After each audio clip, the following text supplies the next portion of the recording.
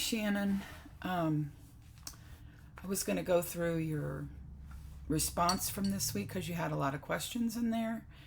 And I wanted to make sure that some of them I thought maybe you've added a lot of personal information in here, so I didn't want to I wanted to respect your privacy about that. So I'll go ahead and I'm looking through the document because I forgot to highlight them.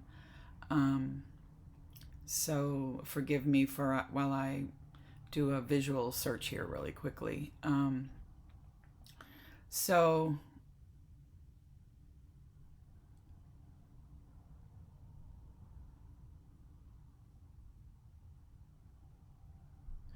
I think in your first thing about empathy, and you don't really have a specific question in there that you have, so I think I'm just going to go, I don't have anything to answer there. You say at the end, maybe this means we discuss interests in various things we can do to help people, then we teach empathy. So the only thing I would say there is that there is a way to be helpful and compassionate that does not involve us deciding how we can help people.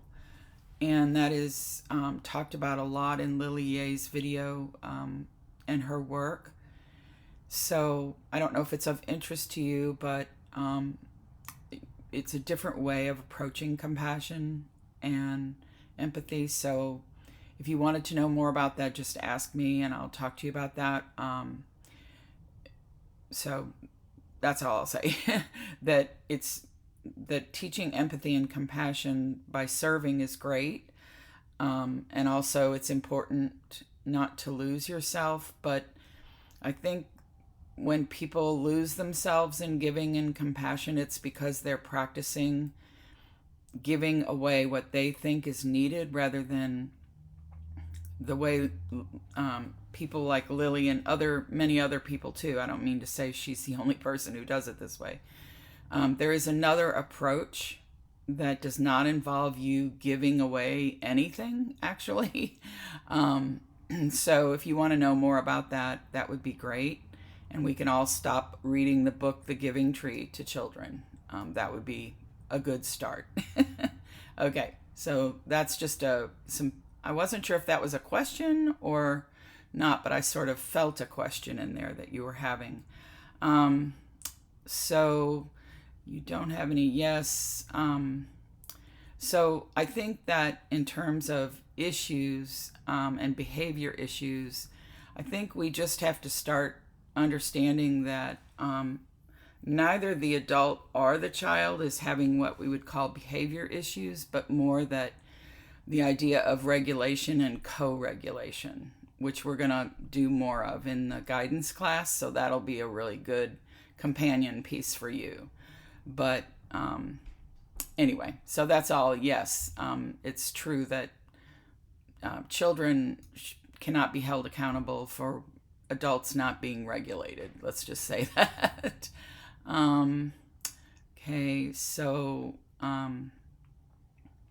Okay, so you state here in number 4, we should give out children the opportunity to explore. And what if this is the only place they do? Yeah, absolutely. Yes, exactly. So yes, we can be that place where they learn the difference. They have a different experience to put into their little emotional and cognitive boxes and their spirits. Okay, here's your question. We have any guidance in relation to our relationship with the assistants in particular? I'm not sure I know what you mean by assistants. I want them to feel happy in their environment too. Do you mean the teacher assistants? Like if you're a teacher and you have an assistant? Some of the assistants are amazing. Yeah, I think that's what you mean.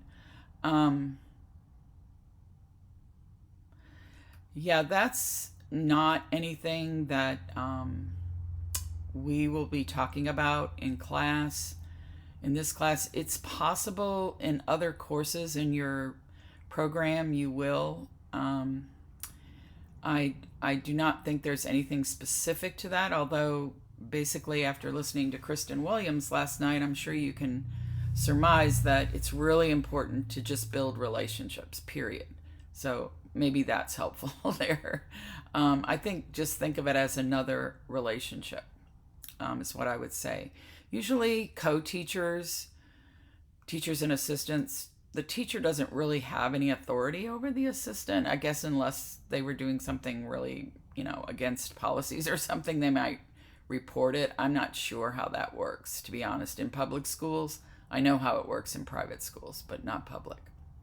I've been in a lot of public schools and witnessed a lot of assistants in classrooms with teachers and co-teachers and different relationships, and I've never known them to have a supervisory or guidance role with that person. So I think think about what Kristen Williams said last night about how it's really important to just build relationships. Let's see.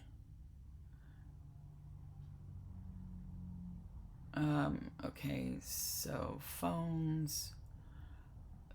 The sub's biggest nightmare, I bet. Yeah. I thought most public schools did not allow kids to have their phones out, but maybe I'm wrong about that.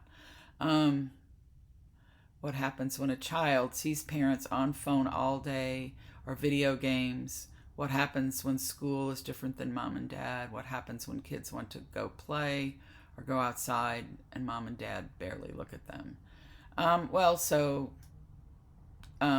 just go through those questions. So what happens when a child sees parents on phone all day? Well, basically the parent is modeling disconnection. So I don't know what will happen because of that, though. It's easy to make assumptions that the child will be disconnected or the child will be a certain way, but parents model all kinds of things for children all day long, every day, from the moment they're conceived, actually. And so what we can only say what they're modeling. We can't really say what's going to happen. So all I can say is they're modeling disconnection. And they're modeling how to use your time and all those kinds of things. I think what's maybe simpler for us to think about as teachers is, what's been modeled for the children in my classroom, and not to make assumptions that we know based on what the child does. It's very easy to, as a teacher, I hear a lot of teachers pointing fingers and saying, well, they just do this and they just do that, and that's why they're like they are at school. But actually, that's not really completely true. It's what they bring to school, yes, but it's the relationships we build with kids at school that really matter. And I've seen this happen a million times, that you can build a different relationship with a child at school than what they have with adults at home and get completely different results. So I just think we have to be careful about that. So that's the answer to this one. What happens when school is different? We don't know what's going to happen, but it's different. And it is different. There's no school anywhere that reproduces what happens in every child's home. And not every child has a mom and a dad. So there's all kinds of different homes and spaces that kids come to us from. And there's no school that's going to reproduce any of them. So we can just assume that that's true, and know that, yes, school is one experience and home is another, no matter what the home looks like. And again, I would emphasize that not every child has a mom and a dad. What happens when the kids want to play or go outside and mom and dad barely look at them? I'm not sure exactly what that means, but I'll take a guess that it's, again, what happens if children are neglected, maybe, is what you're asking. I'm not sure, but we don't know what's going to happen. There's all kinds of different responses to that. So we only know that mom and dad are modeling, again, disconnection. What's going to happen? I don't know. So, yeah. So, yeah, I mean, this experience you had, yes, I mean, it's really easy for us to judge those things. I would caution you about that. We just don't know what's going on there. And this way of observing adults is the same. We don't want to do this with children either, that we see something and we make assumptions about what it means or what it is or how often it happens, all of that. This instance is by itself something that, of course, we all see all the time now. And as a culture, we've all agreed that this instance that you just observed is now pretty commonplace and acceptable. What that's going to end up looking like, I don't know. But I think we have to be really careful about judging these situations and getting out of judgment mode and getting into observing mode. So just be careful with that. It can be disheartening to see, yes, and we just have to remind ourselves we don't really know what was going on there. It looks like something, but maybe that's not actually what it is. So that's all I would say about that. Okay, let's see if there's any more questions. Okay. There's no question there. Okay. Yeah, so here you have, you no longer judge. Yeah, so that's what we all have to get out of the habit of doing. So you've already got that down there. Okay. We know beforehand we will run into this issue. If you cannot handle that, why sign up? Well, I think that, again, we can't judge people for, what they do in the classroom and the biases they have. We all have them, whether we want to be in touch with them or not. And no matter how hard we work on them, that's the way the brain is. The brain is set up to have biases about and beliefs about things. We just have to always be aware of them and break them down. I would say, there are different, if you can't handle it, why sign up? I'm not sure you're actually asking me that. So I'm going to just, I just realized you may not be asking me that. But I think I got them all. Okay, I think I got them all, Shannon. And I heard your question last night in guidance class, and I wanted to say that, what you expressed and what happened for you in that situation is something that you will run into 5 million times. And you just build this place inside yourself, like Kristen said. You gather with people who can support you. You of course, you're going to have people say those things, and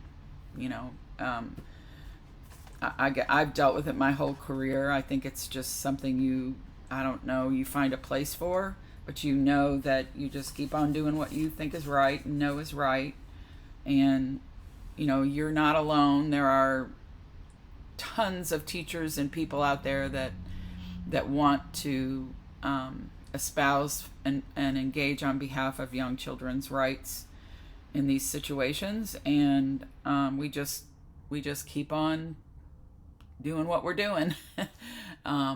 And build relationships. And I liked the idea Kristen had where you could, if this was somebody you were going to have an ongoing relationship with, you might want to have a conversation with them about not having time for things.